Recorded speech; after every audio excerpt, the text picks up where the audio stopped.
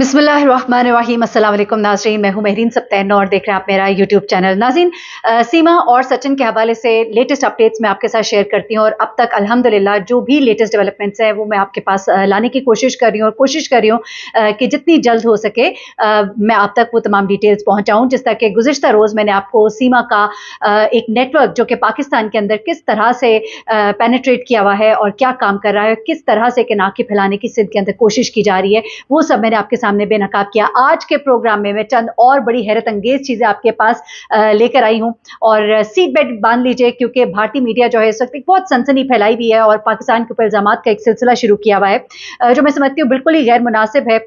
मैं तो कहती हूँ कि अमन और आश्ती की बातें करें लेकिन लोग इस तरफ नहीं आते। लेकिन अब मैं कुछ आपके सामने चीजें खोलने जा रही हूँ। सबसे पहले एक हिंदू वजीर, उन्होंने भारत के ऊपर सीमा के हवाले से बड़े इल्जामात लगाए हैं और उनका कहना है कि सीमा का यहां तक पहुंचना जो है ये भारतीय सरकार और भारत की एक अपनी कारस्तानी है, वो इसके अंदर उसकी अपनी इन्वॉल्वमेंट है। इस बारे में आपको कुछ डिटेल्स दूंगी, सबूतों के साथ कुछ चीजें आपको बताऊंगी। उसके बाद कुछ डॉक्यूमेंट्स हैं सीमा नामी इस खातून के जो कि इस वक्त मीडिया के ऊपर सर्कुलेट कर रहे हैं और ये हम नहीं दिखा रहे बल्कि ये भारत दिखा रहा है, भारत के मीडिया पर दिखाया जा रहा है। और वो तमाम झूठ जो कि सीमा वहां पर बैठ के उनके भारतीय मीडिया के ऊपर झूठ बोलती रही, अब वही झूठ जो है बेनकाब हो रहे हैं मुसलसल। उन्हीं का मीडिया जो है पाकिस्तान से उनके कुछ डॉक्यूमेंट्स लाकर दिखा रहा है, वो सब क्या है। उसके बाद तीसरी चीज जो मैं आपको बताऊंगी वो ये है कि सीमा का अपने शौहर के साथ, मैं उसे शौहर इसलिए कहूंगी क्योंकि उसकी तलाक नहीं हुई और इस बात का इकरार उसने खुद लाइव प्रोग्राम के अंदर किया। तो अपने शौहर के साथ उसकी एक लाइव गुफ्तगू होती है और इस गुफ्तगू के दौरान वो बहुत सी बातें उसके मुंह से निकल जाती हैं। अपनी गलती का अब वो अजाला नहीं कर सकती क्योंकि उसने खुद उन बातों को माना है और एक टाकरा जो होता है वहां पर कुछ बातें खुलकर सामने आती हैं। हैदर क्या बताता है जिन बातों को ये डिनाई भी नहीं कर पाती, तो ये भी आज बतानी है तीसरी चीज। चौथी चीज जो है भारत का इस वक्त क्या रिएक्शन है, उन्होंने इसको अब क्यों अपनाने से इनकार कर दिया है। और उसके बाद अब जो जिन लोगों ने कहा था कि सीमा को अगर वापस नहीं किया गया तो पाकिस्तान के अंदर किस तरह का इंतशार फैलाएंगे, ये पूरी सोची समझी साजिश है। इसके कुछ और ताने बाने जो है वो खुले हैं, तो ये सब कुछ आज आपको जानने को मिलेगा। तो सबसे पहले हम आ जाते हैं उन डॉक्यूमेंट्स की तरफ जो कि सीमा के दिखाए गए हैं और बाकायदा तौर पे इनके ऊपर अब गुफ्तगू हो रही है क्योंकि सीमा साहिबा ने बैठकर वहीं पर उनके चैनल्स के ऊपर ये कहा बाकायदा कि मैं जो हूँ मेरी इस शख्स से यानी कि हैदर से शादी ज़बरदस्ती कराई गई थी और इसने कहा कि मेरा बाप जो है वो मेरी शादी इनसे ज़बरदस्ती उन्होंने कराई और मैं ये शादी नहीं करना चाहती थी। उसके बाद उसने ये भी बताया कि उसने 19-20 साल की उम्र में उसकी शादी हुई और ये 4 बच्चे हुए। ये तमाम तफसीलात जब उसने बताई तो उसके बाद इसका ये झूठ किस तरह पकड़ा जाता है कि वो डॉक्यूमेंट सामने आए जिसके ऊपर बाकायदा तौर पे एक हलफनामा है। हल्फनामा है यानी कि एक इकरारनामा, एक वादा है जिसके अंदर बाकायदा तौर पर लिखा हुआ है कि सीमा ने भाग कर शादी की है। ये वो बाकायदा हल्फनामा है जो कि लड़कियां जमा कराती हैं अदालत में जब कोर्ट मैरिजेस करती हैं ताकि कल को उनके शौहर को कोई इल्जाम लगाकर पकड़ ना लिया जाए। तो ये खातून जो है इसने पहली शादी भी भाग कर की थी, इसको भागने की आदत है। और जब इसने भाग कर पहली शादी की तो इसने वहां पर हल्फनामा जमा कराया था कि मैं इस शख्स हैदर के साथ शादी कर रही हूं अपनी मर्जी से क्योंकि मैं आकिल और बालिग हूं। वहां पर इसने अपनी उम्र 18-19 साल लिखाई थी और इसके साथ में ये कहा था कि मेरा बाप जो है वो मेरी शादी जबरदस्ती करना चाहता था जो कि मैं नहीं करना चाहती थी। बाकायदा तौर पर इसके दस्तखत अंगूठों के निशान के साथ ये डॉक्यूमेंट्स अब इंडियन मीडिया जो है अपने चैनल्स के ऊपर दिखा रहा है जिससे पता लगता है कि खातून कितना झूठ बोलती है क्योंकि वहीं पर बैठकर उनकी मीडिया पर ये कहती है कि मेरी शादी तो जबरदस्ती कराई गई थी, मेरे वालिद ने करा दी थी। तो पहला झूठ तो इसका ये पकड़ा जाता है। उसके बाद इसने एक और झूठ बोला, इसने कहा कि मैंने हैदर से तलाक ले ली है और हैदर ने मुझे फोन पे तलाक दे दी है, हैदर मुझे मारता था, हैदर हमारे साथ जुल्म करता था। उसके बाद हैदर जो है हाँ, और एक और चीज आपको बताऊं कि हैदर की भी ये दूसरी शादी थी और बकौल इसके इसने अपनी बीवी बच्चों को छोड़ा था मेरे लिए। यानी कि ये खातून जो है किस तरह की खातून है आप अंदाजा लगा सकते हैं। अब उसके बाद क्या होता है कि ये हैदर नामी शख्स जो है जिस प्रोग्राम में इसको लाइव लिया गया सीमा को, इसको बातचीत इससे हो रही थी और इसी दौरान लाइव में हैदर को भी ले लिया जाता है। तो फिर हैदर इसे कुछ सवालात करता है जिसका ये जवाब देने में नाकाम होती है, यहां तक कि ये कोशिश करती है कि किसी तरह राह फरार इख्तियार करे। वहां पर हैदर कहता है कि मैंने तो तुम्हें कभी तलाक ही नहीं दी और तलाक इस तरह थोड़ी होती है कि मैं तुम्हें यहाँ पे कह दूं तलाक दे दी। और आपको मैं बताऊं कि इंडिया में भी मुसलमानों के हवाले से ये कानून बनाया गया है कि बैठे बैठाए एक ही गो में 3 तलाकें नहीं होती। उसने कहा कि मैंने तुम्हें तलाक नहीं दी थी, तुम झूठ बोलती हो। तो ये आगे से कहती है कि चलो अगर तुमने मुझे तलाक नहीं भी दी, मैं अकेल हूं, बालिग हूं, मैं अपनी मर्जी जहां चाहती हूं रह सकती हूं, मैं वापस नहीं आना चाहती, मैं तुमसे कहूंगी मुझे तलाक दे दो। अच्छा, वहां भी कहती है मैं तुमसे कहूंगी मुझे तलाक दे दो। मैं यहाँ पे सचिन के साथ रहना चाहती हूँ। फिर उसके बाद ये गड़बड़ा गई और इसने उस जुमले को फिर करेक्ट किया और इसने कहा कि अगर नहीं भी दी तो मुझे दे दो। ठीक है, तो ये बड़ी खातून जो है तेज किस्म की खातून है, जो कि बेसिकली इसको तलाक नहीं इसने ली, और वहां के कानून के मुताबिक अगर आपने, वैसे तो आप इस्लाम की अगर दीन की बात करें, जो दीन से खारिज हो जाता है, दीन छोड़ देता है, वो मुर्तद हो जाता है, तो निकाह वाली बात तो रहती नहीं। अगर आप दीन छोड़ दें तो फिर आपका तो वो निकाह भी नहीं रहता, लेकिन वहां के कानून के मुताबिक तलाक लेना जरूरी है दूसरी शादी के लिए, उसको रजिस्टर कराने के लिए। तो वो चीज भी इस खातून ने जो है वो फॉर्मेलिटी भी वहां के कवानीन के मुताबिक पूरी नहीं की। तो यहां पर इसका एक और झूठ, एक और फ्रॉड। उसके बाद एक और झूठ जो इसका शौहर बेनकाब करता है, कहते हैं मेरे पास पूरे कॉल डेटा रिकॉर्ड्स मौजूद हैं, आप देख लीजिए कि ये खातून जो है मेरे साथ 10 मई तक राब्ते में थी, यानी कि फरार होने से 2 दिन पहले तक ये मेरे साथ राब्ते में थी।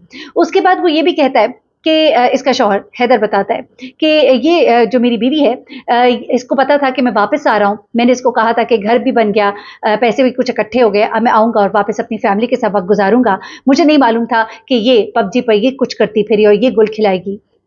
तो इस पर ये खातून जो है ये आएँ बाएँ शाएँ करती है, लेकिन इसकी बातों से वाज़ेह होता है कि ये जब नेपाल में भी थी तब भी ये इसके साथ राब्ते में थी। बड़ी ही चालाकी और महारत के साथ इसने अपना फ़ोन जो है उसकी स्क्रीन तोड़ दी और अपना डाटा जो है वो सारा डिलीट कर दिया कि कुछ पता ना लग सके कि मैं कब तक हैदर से राब्ते में थी और कब तक मैं उससे पैसे ले लेकर सचिन को खिलाती रही थी। ये सब कुछ भी चलता रहा और इसके बाद ये खातून जब यहाँ पर पहुँच जाती है, अब मैंने आपको 2 चीज़ें तो बता दी। मैंने आपको बताया वो हलफनामा जिसके मुताबिक इसका झूठ आया हुआ, इसने हैदर के साथ लाइव इंटरव्यू में इकरार किया कि वो उसके साथ अभी भी निकाह में है। और उसके बाद तीसरी बात जो कि बहुत ही इंपॉर्टेंट है, क्योंकि इंडियन मीडिया जो है वो मुसलसल एक सनसनी फैला रहा है और एक गलत सनसनी फैला रहा है कि पाकिस्तान से उसका ताल्लुक है। अब यहाँ पर अक़लियती अमूर के सूबाई वजीर है ज्ञान चंदेसरानी, जी चंदेसरानी, और उनका कहना है कि ये जो कुछ भी हुआ है, सीमा के हवाले से उन्होंने कहा, ये हिंदू वजीर है, इनका कहना है कि पहले तो कोई कबीला इन्हें अपना मानने को तैयार नहीं है, और अगर वो पाकिस्तानी है भी, इसमें पाकिस्तान में रहने वाले हिंदुओं का कोई कसूर नहीं है। वो कहते हैं कि पाकिस्तानी हिंदू, अगर कोई पाकिस्तानी हिंदू वो अगर इंडिया जाए भी तो वहां पर उनके साथ बहुत बुरा सलूक होता है, 2-2 साल उन्हें वीजा नहीं मिलता। बेसिकली बुरा सलूक से उनका मतलब ये है कि 2-2 साल उन्हें वीजा नहीं मिलता। वीजा अगर मिल भी जाए तो इंडिया में सिक्योरिटी के नाम पर पाकिस्तानी हिंदुओं को वहां बहुत तंग किया जाता है। जगह जगह एंट्री करवाई जाती है, होटल में ठहरे तो रात को सिक्योरिटी एजेंसी वाले पूछगछ करने आ जाते हैं।